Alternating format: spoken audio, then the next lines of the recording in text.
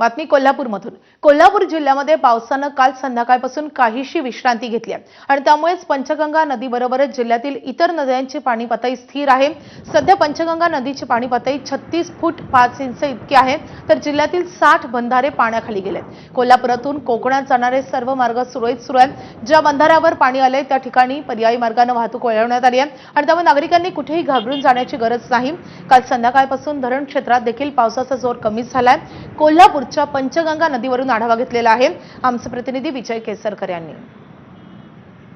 कोल्हापूर जिल्ह्यात आणि कोल्हापूर शहरात काल संध्याकाळपासून पावसाने काहीशी विश्रांती घेतलेली आहे आणि त्यामुळेच पंचगंगा नदीची पाणी पातळी ही स्थिर आहे ती आपल्याला पाहायला मिळते। सध्या पंचगंगा नदीची पाणी पातळी ही 36 फूट 5 इंच इतकी आहे आणि आपण सध्या कोल्हापूरच्या शिवाजी पुलावर आहे। तिथली जर परिस्थिती आपण बघितली तर हे पंचगंगेचं पात्र आपल्याला पाहायला मिळते।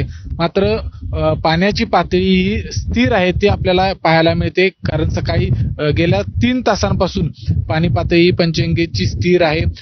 धरण क्षेत्रात असेल किंवा कोल्हापूर शहराच्या परिसरात असेल पावसानं काहीशी विश्रांती घेतलेली आहे, त्यामुळं पंचगंगा नदीची पाणी पातळी स्थिर आहे। तरी देखील कोल्हापूर जिल्ह्यातील जवळपास 60 बंधारे हे पूर्णपणे पाण्याखाली गेलेले आहेत। इकडे कोकणात जाणारे सगळे मार्ग आहेत ते सुरळीत आहेत, त्यामुळे कुठेही नागरिकांनी पॅनिक होण्याची गरज नाही किंवा घाबरून जाण्याची गरज नाही।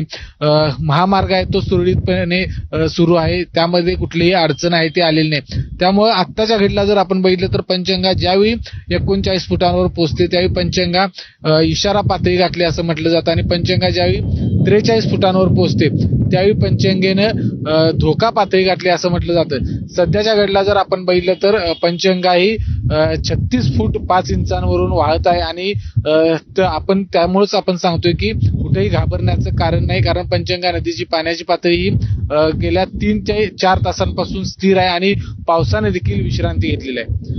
कॅमेरामॅन अविनाश पाटील सह विजय केसरकर, एबीपी माझा, कोल्हापूर।